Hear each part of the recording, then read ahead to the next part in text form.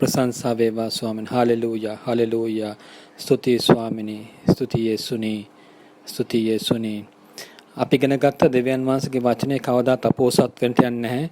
උන්වහන්සේගේ වචනය උන්වහන්සේ මුඛයෙන් පිටවෙනා වචනේ කවමදාවත් නැවත වාරයක් උන්වහන්සේගේ බලාපොරොත්තු ඉෂ්ට කරගෙන මිසක් නැවත වාරයක් උන්වහන්සේට හිස්ව පැමිණෙන්නේ නැහැ. ඒ සැබවින්ම උන්වහන්සේ අරමුණු කර දේ ඉෂ්ට කරමින් තමයි පැමිණෙන්නේ.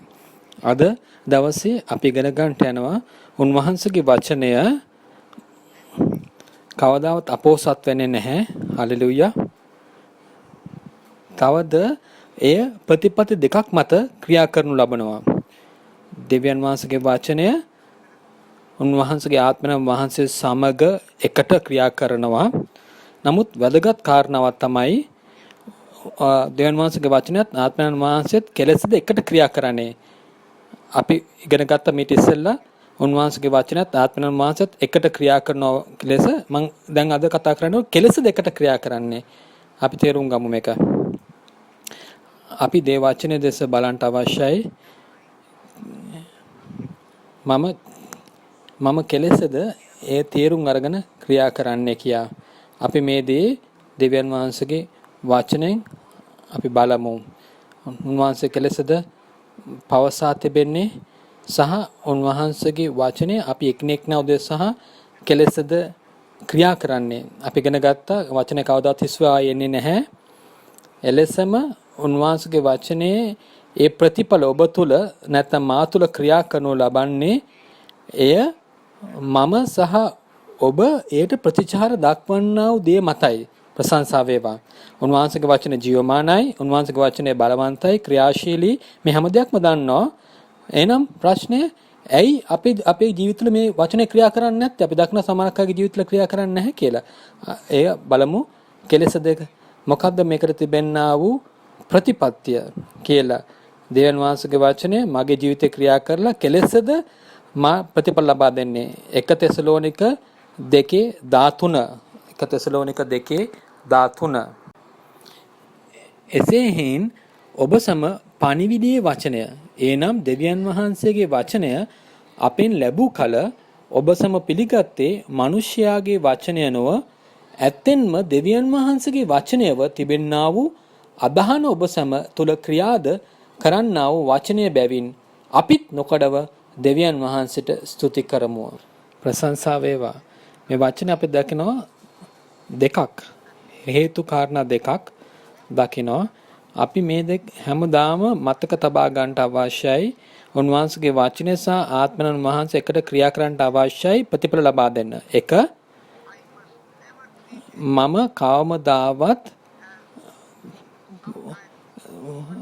මම කවදාවත් දෙවියන් වහන්සේගේ වචනය මිනිස්සුගේ පණිවිඩයක් නැත්නම් මිනිස්සෙක් ලියපු දෙයක් හැට කවදාවත් පිළිගන්න යුතු නැහැ. ඒ කියන්නේ අපි හැමදාම පිළිගන්න අවශ්‍යයි මේ දේ වචනේ හැම දෙයක්ම දෙවියන් වහන්සේගෙන් ඍජුවම පැමිණෙනා වූ වචනයක් මිසක් ඒක මිනිස්සුගේ වචනයක් නෙමෙයි. දෙවියන් වහන්සේගේ වචනේ එම නිසා ඔබ තුලත් මා තුලත් අපි ඒ වචනෙට ප්‍රතිචාර දක්වන ආකාරයෙන් ප්‍රතිඵලයක් ලබා දෙයි. එම නිසා මගේ ප්‍රථම ඉල්ලීම තමයි මේ වචනය නැත්නම් මේ පණිවිඩය අපි පිළිගත යුතුයි. ඒක දෙවියන් වහන්සේගේ මිසත් මිනිස්සුගේ පණිවිඩයක් නෙමෙයි. එලෙසම අපි එය ලබාගත යුත්තේ ඇදිහිල්ලෙන් ඒ විශ්වාස කළ යුතුයි.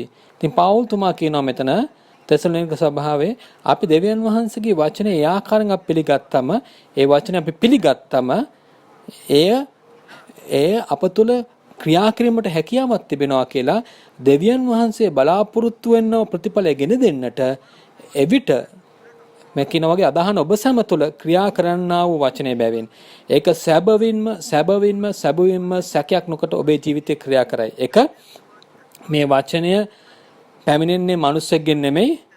මිනිස්සෙක් තුලින්ගේ මුඛයෙන් පැමිණුණාට මේක මිනිස්යාගේ වචනය නෙමෙයි. මේක දෙවියන් වහන්සේගේ වචනයයි. දෙක මේ වචනය පැමිණෙන වචනය මම විශ්වාස කරන්නට අවශ්‍යයි. ඒකට හැකියාව තිබෙනවා, ධාරිතාව තිබෙනවා. අප තුල දෙවියන් වහන්සේ අප තුල අදහන විශ්වාස කරන මිනිස්සු අප තුල දෙවියන් වහන්සේ බලාපොරොත්තු දේ ඉෂ්ට කරන්න හැකියාව තිබෙනවා. ඉතින් කරුණාකර මේක මතක තියාගන්න. මේ කරුණු දෙකක් අවශ්‍යම වෙනවා. එක නැවත වරක් කියන්නම් දෙවියන් වහන්සේගේ වචන ලෙස පිළිගත යුතුයි. මිනිස්සුගේ වචනයක් නෙමෙයි මේක. දෙක මම පිළිගන්න අවශ්‍යයි මේ වචනය මම ඇදහිල්ලෙන් මේක විශ්වාස කරන්නට අවශ්‍යයි, ලබා ගන්නට අවශ්‍යයි. දෙවියන් වහන්සේ බලාපොරොත්තු වන දේ මගේ ජීවිතය තුළ මේක ඉෂ්ට කරයි කියලා. ඉතින් ස්වර්ගික පියාණනි අපි ඔබ වහන්සේට ස්තුති ප්‍රශංසා කරනවා. ඔබ වහන්සේ අපට උගන්වනවා මේ බලවත් ස්වාමිනී ප්‍රතිපත්තිය ගැන. ඔබ වහන්සේගේ වචනයෙන් මුඛයෙන් පැමිණෙනා වචනය ස්වාමිනී කවදාවත් ස්වාමිනී ප්‍රතිඵලයක් නැතුව නැවත වාරයක් හැරියන්ට නැහැ. අපි එලෙසම ඉගෙනගත්ත ස්වාමිනී ඔබ වහන්සේගේ වචනය ක්‍රියාශීලී ස්වාමිනී බලවත් හේබ්‍රෙව් 4:11 එකලසම අදත් ඉගෙනගත්ත ස්වාමිනී ඔබ වහන්සේගේ වචනය ඒක මිනිසෙක් විසින් ලියා තිබුණත් ස්වාමිනී ඒක ඔබ වහන්සේගේ වචනයයි. ඔබ වහන්සේගේ වචනේ අපි විශ්වාස කරාම ඒ ප්‍රතිඵල ගෙන දෙන්න යනවා ස්වාමිනේ. පියාණනි යේසුස් වහන්සේගේ නාමයෙන් ඔබ වහන්සේගේ වචනේ සඳහන් කරනවා. යේසුස් ක්‍රිස්තුස් වහන්සේ කෙරෙහි අදහනවා. ඔබ වහන්සේ ක්‍රියා කරනු ලබනවා කියන්නේ. ස්වාමිනේ ක්‍රියා 11:31 මේක සඳහන් කරනවා. ස්වාමිනේ මේ ඔබ වහන්සේගේ වචනයි, මේ ඔබ වහන්සේගේ පොරොන්දුයි ස්වාමිනේ, ඔබ වහන්සේගේ සහතිකයයි ස්වාමිනේ. ඔබ වහන්සේ කියා සිටියා ස්වාමීන් අපි විශ්වාස කරනවා අපි මුළු නිවසේ වැසියොම ගනු ලබනවා කියලා.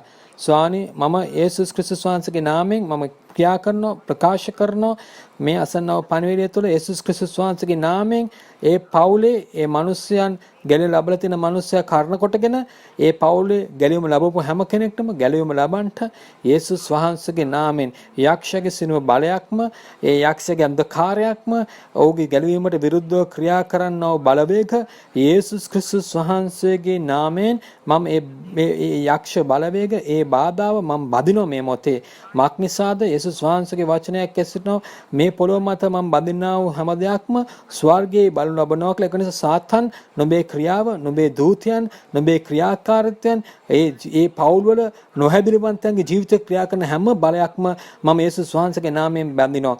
දැන් ගැලවීමේ පණිවිඩය දැන් ගොස් ඔවුන්ගේ ජීවිතයට කතා කළ මැනව යේසුස් වහන්සේගේ වචනේ මම ප්‍රකාශ කරනු ලබනවා.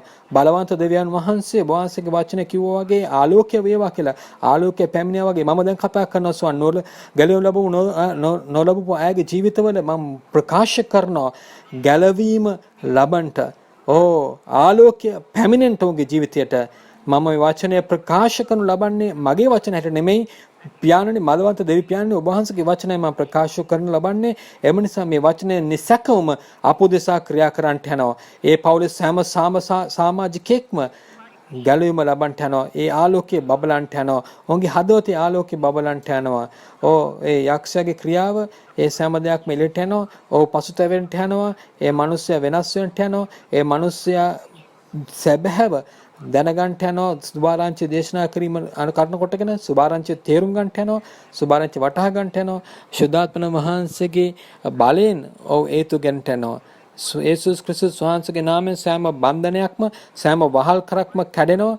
බලවත් මුණ ගැසීමක් තියෙන්න යන යේසුස් ක්‍රිස්තුස් වහන්සේගේ නාමයෙන් ස්තුති කරනවා පියාණනේ. ඔබ වහන්සේගේ ආත්මන වහන්සේ කරුණ කොටගෙන මේ සම්මුඛ වීම කරුණ කොටගෙන ඔහුගේ ජීවිතය සහ මුලින්ම සදාටම වෙනස් වෙලා නැවත උත්පාදනයක් ලැබලා ඔබ වහන්සේට ගිනිමේ ආලේපයක් ලැබලා ඒ පෙන්තකොස්ත ආලේපය ඔහුගේ ජීවිතේ පන්ත පැමිණලා ඒ සෑම බන්ධනයක්ම සෑම වියගහක්ම ඔහුගේ ජීවිතේ දුර්වලකම් ඔහුගේ ජීවිතේ විනාශ වෙලා මිනිස්සයා ඔබ වහන්සේව ආත්මික ඇස් විවර වෙලා ඒ බන්ධනය ඒ විලංගු කැඩලා ඔහුගේ කන් ඔබ දෙවන්නන ඔබ වහන්සේගේ වචන අසන්ට ආලේප ලැබලා ස්තුති ස්වාමිනේ ඔබ වහන්සේට මම ස්තුති කරනවා. ඔබ වහන්සේගේ සුභාරංචි දේශනා කරන්නට එයින්නව සෑම 16ක් ගන්න ස්වාමිනේ ඒ කර්ණ කොටගෙන ඒ සෑම බන්ධනයක්ම කැඩලා ඒ යක්ෂගේ සෑම ක්‍රියාවක්ම සුනුවිසුලා ස්වාමිනේ ඔහු බඩකිනිව ඔබ වහන්සේගේ වචනයට ස්වාමිනේ සොයමින් යන්ටන නිසා ස්තුති වෙනවා.